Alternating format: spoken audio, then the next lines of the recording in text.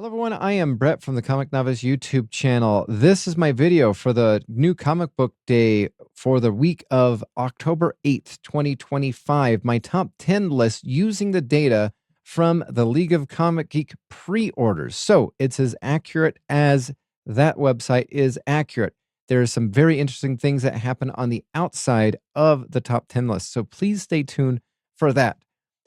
Just a little, FYI. Here is what my comic pull list is for the 8th of October.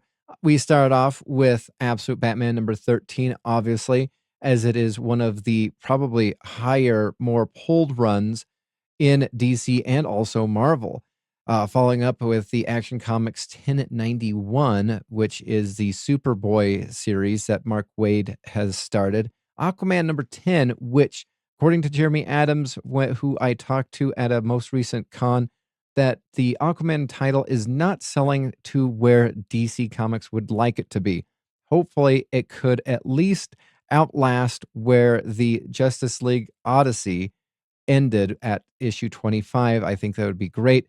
FYI, DC is also trying to get Jeremy Adams to go at least 50 issues for his Green Lantern run. So there's that with that run too.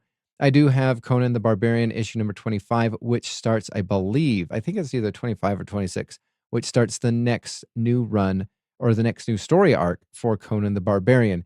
Green Lantern Corps number 9, which I believe we're getting ready to, or has seen the end of the co-writing with Morgan Hampton and Jeremy Adams. I believe it is all Morgan Hampton at this point. Transformers number 25 is the oversized issue with the start of a new creative team, Robert Kirkman, who does own, I believe, the rights to the Energon universe, or creative rights, that is, and Dan Mora, who has been the artist on so many DC comics for the past 3 years or so. I was going to say 3.5, but I'd probably say about 3. And then rounding off my poll list is Ultimate Black Panther number 21. All of these comics total for cover price would be the price of about $33, about 93 cents or something like that. Of course, I do not pay cover price for these, but that's what it would be. So that is my list for new comic book day for October 8th, 2025. Now, with that being said, I'm going to be taking a look at the top 10 most pulled using the League of Comic Geek data, which is as accurate as it is accurate. And of course, we start off with the first one, the top dog of them all, Absolute Batman number 13. It has only gotten more pulled since I did my top 50. Number 2, whoops, went the wrong way. Number 2 is with 38 variant covers. And it's going to be interesting if we ever got the actual sales figures for this comic, how many people pre-ordered this one with the 38 different covers. I think I have 2 on my poll list, but I might have changed my mind. This, like I said earlier, is the oversized issue, which features the introduction to Robert Kirkman and Dan Mora's run. We have now here's an interesting thing. When I did my top 50 list, this was the 28th most pulled comic, which actually jumped over previous ones. So the DC event, DC KO number 1, which I do have a couple of the blind bags. Yes, I am kind of ashamed to admit it, but also not at the same exact time to say that I am ashamed that I got a couple of blind bags for this. I think that's going to be fun. I'm going to do a quick video reveal when I get those in the mail. I'm glad that DC Infinite Universe is giving me the first issue for free so that I can, get a review done with that promptly. But with this, there are 33 variants, obviously the blind bag thing, which is going to be interesting to see. I felt as though for the discount that I got for the blind bag, I think that it would probably be more. Oh, I didn't even put this on my list. Anyway, it's on my list. So now it's a little bit more expensive, but and not the $33. But I think the interesting thing about the blind bag is I was always going to get at least 2 covers. I was going to get this main cover and I kind of wanted the Dark Side by Jim Lee, but I could end up getting one or two or neither of them, obviously with 33 covers. And so I just thought it would be kind of a fun thing to do. You know, I got a discounted rate. This first issue, $5.99. Oi. The closer it got to the DCKO event, the higher number of polls that this got, because it dropped the number three or on this week, which would have been number three, which is Superman Action Comics, to number four. It's jumped over a whole bunch of them. Now, like I said, I have a run from Action Comics dating back to pre-New 52. I want to keep that whole thing intact. I am worried because I don't think I've read an Action comic since the Brainiac storyline, the Jonathan Williams crossover, and I think that's been almost over a year since that happened, maybe 2 years. Yeah, I think that was 2003, maybe, or early 2004. Anyway, yeah, and so I've just been pulling this kind of blindly and just because, because the run, which I keep on reminding myself. It again, DCKO overtook Black Panther number 21 as the most pulled comic this month. Again, it going from 28th, passing, this 23rd one. So obviously there is momentum in this issue number 21, or this issue number 1 for DCKO. Ultimate Black Panther, quite interesting. Again, you have about a couple of issues left in this Ultimate Universe, probably going to be rebooted. It's probably going to still continue to go on, I think. But, you could be wrong. I could be wrong. Batman and Robin. Now, I dropped this for 2 reasons. Reason number 1, Philip Kennedy Johnson and his long storytelling. Actually, I think that's 2 reasons right there. I will give you 2 examples, though. The Action Comics, the Warworld saga, has in 2 omnibuses. Now, I'm not going to pick up any of the omnibuses because I have all of them. And so, why double dip right there? Especially because the room on my shelves are limited. In fact, I'm selling some of these things because the room on my shelves are limited. However, with the Hulk, the Incredible Hulk, and that is currently happening in Marvel, we are at issue number 30. We still seem to be on the same storyline. It is not getting resolved, and now it's going to be rebooted to another number 1 under the title The Immoral Hulk. So we're probably going to have 2 omnibuses when that rolls out eventually.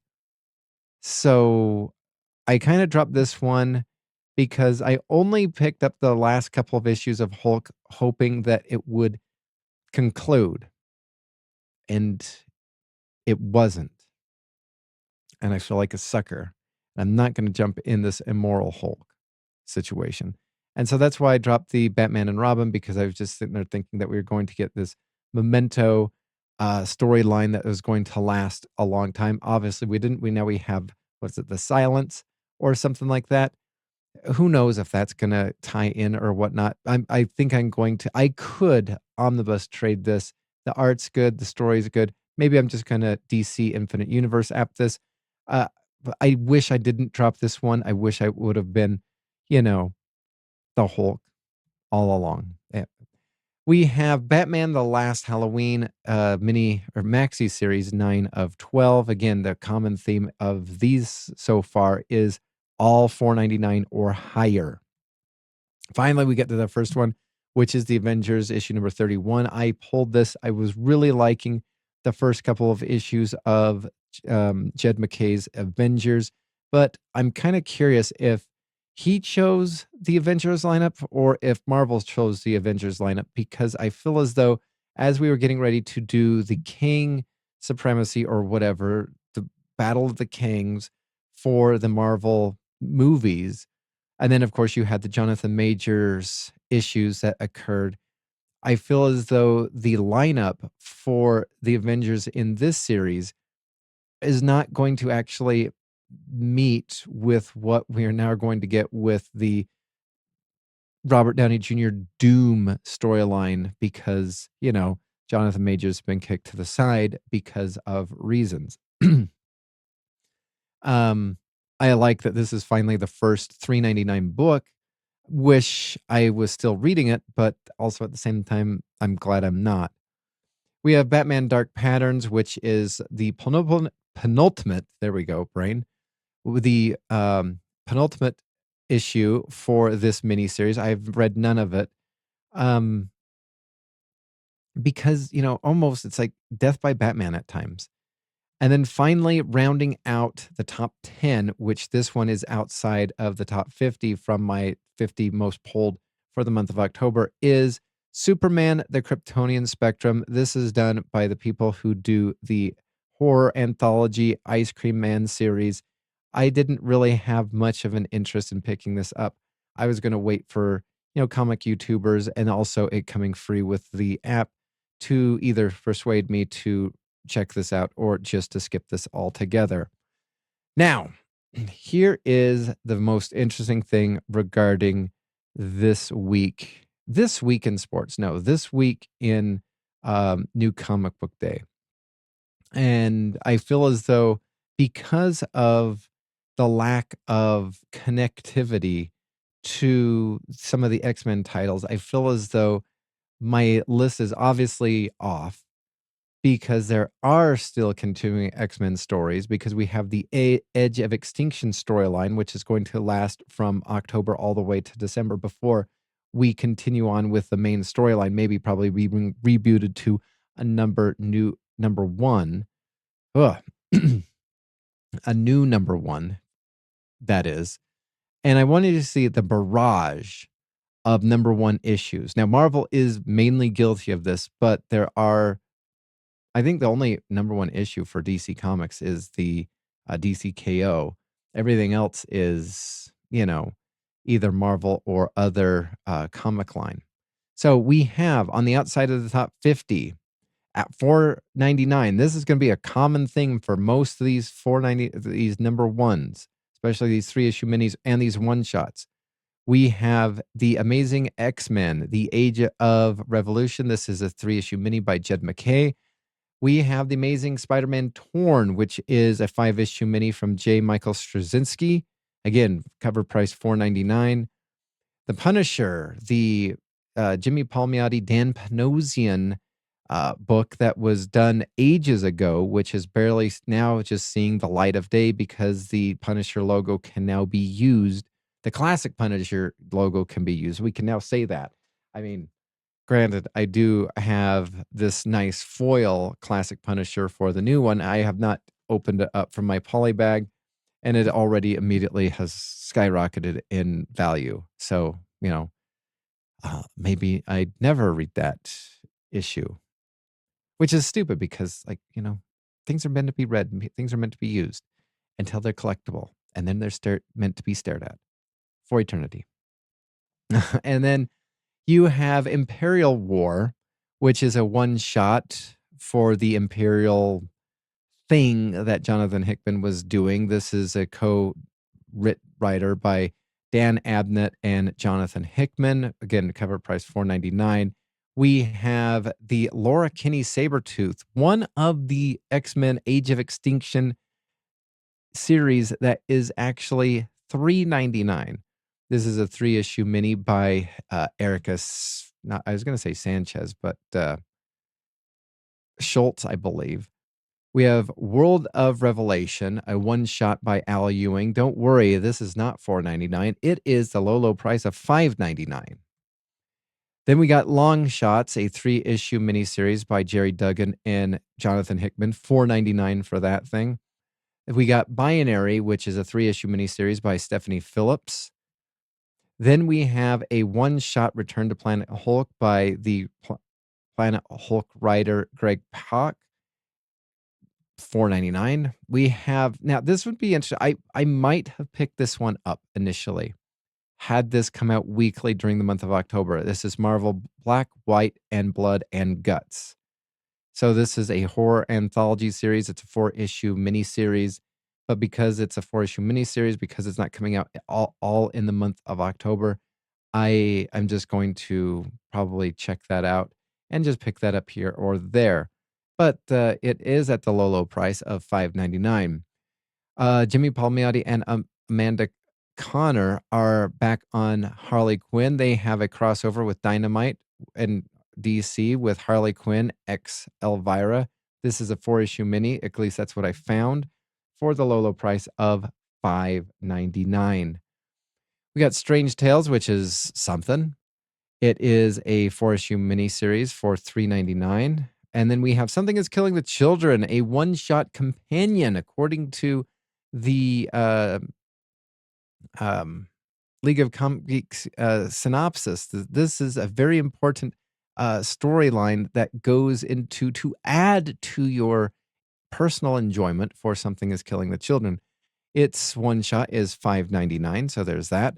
We have the Super Creep Show with the classic Batman in the with the lightning bolt or whatnot. This is obviously a one-shot horror anthology series. Then now, okay, I after a while I got tired of just doing all the one-shots or the first issue series. So we have these ones right here. We have Dark Horse's Red Book, Marion Herdick from Boom. We have High Strangeness from Omnipress. Ignition Press gives us Deluge. Dark Horse gives us The Guy in the Chair, which is not me. We have The Little Nightmares from Titan Comics. Image Comics gives us The Death of, is it Pacocho, I guess? We have Mary Sue, which is from everybody's favorite writer for DC Comics, Fitz Martin, who did not ruin Tim Drake at all. Nope, did not ruin Tim Drake at all. I repeat again, did not ruin Tim Drake at all. Fantagraphics says Uncle Scrooge. We have whatever comics. We have Darkstalkers X Street Fighter. Sure, that's a thing. We have Mad Cave with Temporal. We have The Last Mort Standing from Omnipress. And then we're finally almost done. Astrobots and from Massive Publishing, as well as Disavowed. There are 23 number ones that which either are ongoing, which I don't think there's many ongoings, and or mini series, and 5 one-shots. That, my friends, is quite a lot of stuff, if I may say so myself. So with that being said, what are you pulling for this new comic book week of October 8th, 2025? What is on your pull list? What is on your pass list? What should I add to my list? What do you think I should drop from my list? Because obviously I have at least, I think I have 9 from my pull list so far. And I'm on the fence right now with the Jimmy Palmiotti, Dan Panosian Punisher. But I'm trying to tell myself, no, just let it go. As a talking, singing snowman once said, let it go. So what are your thoughts? What are you passing on? What are you getting? Please like, subscribe if you'd like. Hit the bell for notifications if you'd like. Give me your comments. I do read them. And until next time, I will see you in the dollar section where at least some of these X-Men Age of Extinction will be found. Thanks for watching. Bye.